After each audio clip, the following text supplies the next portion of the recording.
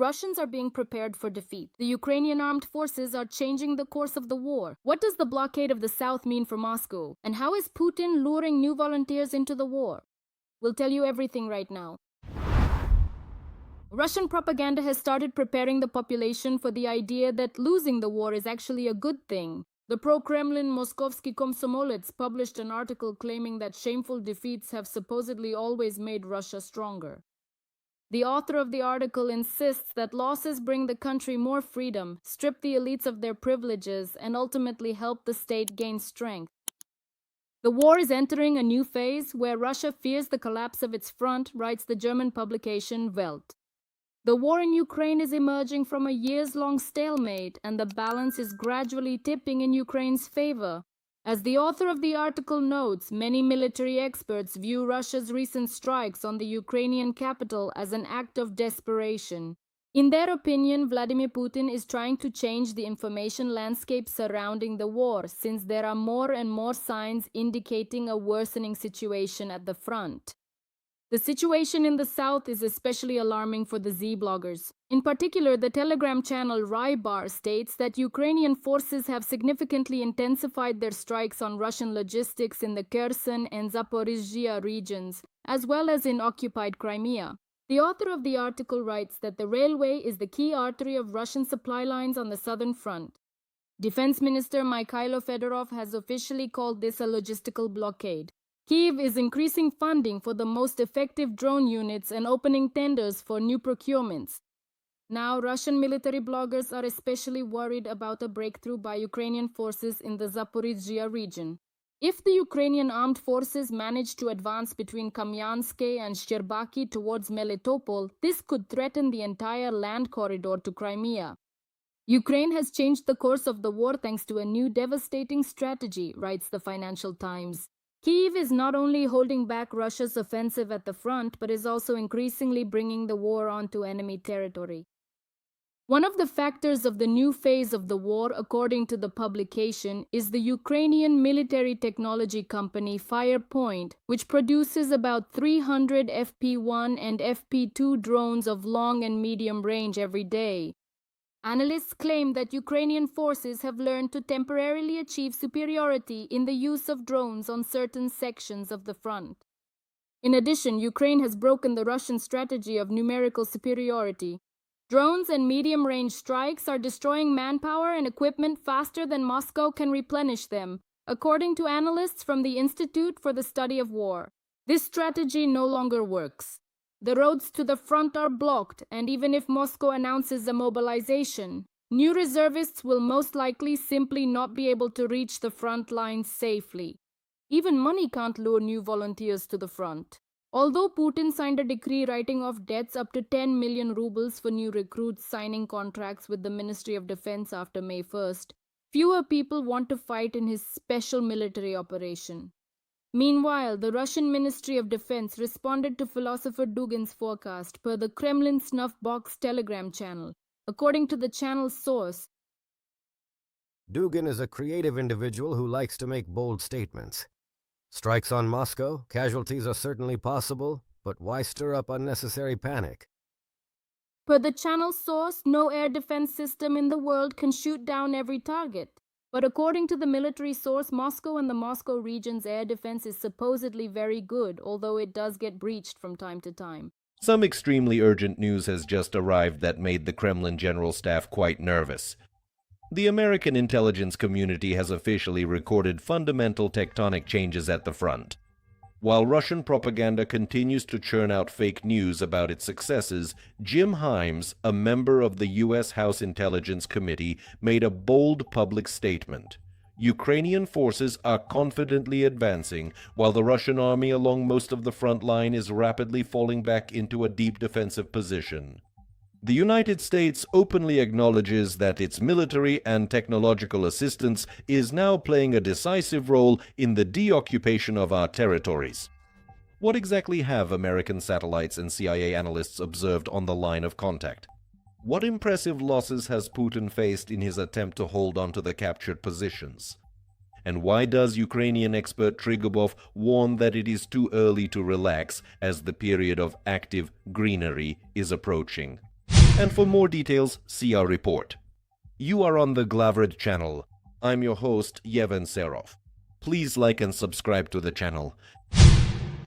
Let's carefully read the words of the influential Democrat from Connecticut, Jim Himes. Politicians of this rank who have access to daily top-secret briefings from the CIA and the Pentagon never make bold statements without reason. Himes stated directly, and I quote, "Our intelligence community sees what everyone else sees, namely that there have been fundamental changes in this war, and on the battlefield, the Ukrainians are advancing." The Intelligence Committee clearly states the offensive momentum of the occupiers has been completely neutralized. Russia is no longer capable of conducting large-scale strategic offensive operations. Yes, local meat grinder assaults continue, but the overall trend has changed irreversibly. Moreover, Himes emphasized that in the very near future, the Russians will be forced to take up exclusively defensive positions along most of the vast front line. Essentially, the Americans confirmed that the Ukrainian armed forces have seized the strategic initiative and are step by step breaking the backbone of the Russian war machine. The second most important point in the statement by the American congressman is the colossal price that Moscow is paying in its attempts to hold on to at least some positions.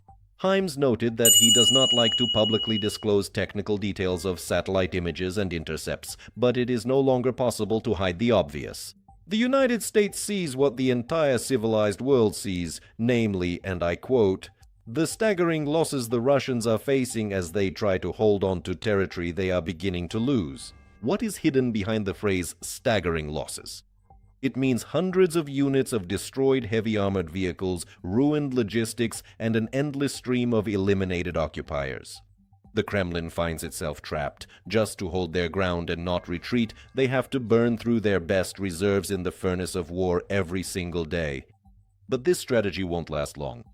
As soon as Russia's defenses are depleted to a critical level, the front will begin to collapse, and American intelligence understands this perfectly well. Our assistance, as the congressman emphasized in this context, is a fundamental factor for success. However, while we assess the optimistic signals coming from Washington, we must remain realistic. The well-known Ukrainian analyst Trehubov makes a very important remark in assessing the current situation. He notes that at the moment, the intensity of hostilities in some areas remains relatively moderate. But this is the calm before the storm. With the onset of the full period of active greening, the so-called Zelenka, the situation on the front line could sharply escalate.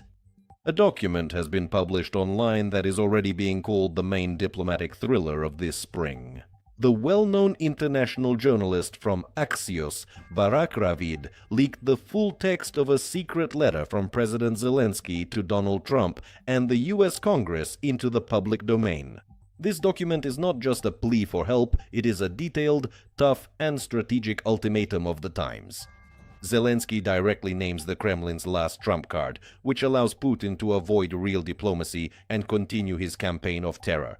The letter reveals shocking details of a combined strike on Kiev when Russia launched a record number of ballistic missiles at the capital, including hypersonic Zircons and 2 intercontinental Oreshnik missiles at once. What deal of the century did Kiev offer to Trump? Why are empty Patriot batteries the biggest pain for the Ukrainian armed forces? And how does Ukraine plan to finally break the back of Putin's global ambitions? Well, you'll find more details in our report. You're watching the Glavred channel. I'm your host, Yevhen Serov. Like this video and subscribe to the channel. Let's start with what prompted Zelensky to write this urgent letter.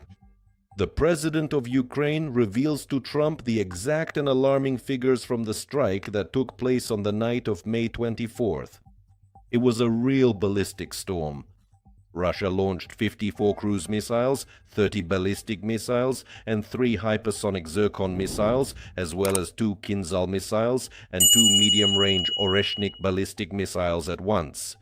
At the same time, one of these experimental missiles veered off course and crashed in the temporarily occupied territory of the Donetsk region. In addition to this, the sky was attacked by about 600 strike drones. The consequences for Kiev turned out to be tragic. The main strike hit the Shevchenkivsky district, particularly Lukyanivka. The legendary Kvadrat shopping mall burned down completely. The historic Lukyanivka market and the metro station suffered heavy damage. People were killed and about 100 were injured. Zelensky writes honestly to Trump, "Against drones, Ukraine has created phenomenal defenses, but against ballistic missiles, we are powerless without the USA." Quote, "For us, for a country fighting for its survival, there is hardly anything more painful than seeing Patriot batteries without loaded missiles." Deliveries under the American Javelin program are catastrophically lagging behind the pace of Russian terror. But Zelensky is not just asking, he is offering Trump concrete business and geopolitical agreements that fit perfectly with the logic of the new American president. Ukraine declares its readiness not just to receive aid, but to officially purchase a certain number of Patriot systems and PAC-3 interceptor missiles for them. Moreover, Kyiv is putting forward a revolutionary initiative to launch joint production of Patriot systems in Europe, but with one key condition: it will be entirely under US control. This means huge investments and jobs for the American defense sector. Ukraine's second trump card is the so-called drone deals. Since Ukraine has created the world's most powerful drone industry, we are offering the United States and other allies a new format of technological partnership. Zelensky says directly, Putin has already lost historically. In the 5th year of the war, Russia has not been able to defeat a country that has not a single NATO soldier on its territory, but which endures thanks to Western support and its own strength. What do you think? Will Trump agree to Zelensky's proposed deal of the century for joint production of air defense systems, or will the White House continue to delay PAC-3 missiles, provoking Putin to launch new strikes? Share your opinion in the comments. Be sure to like and subscribe to our channel.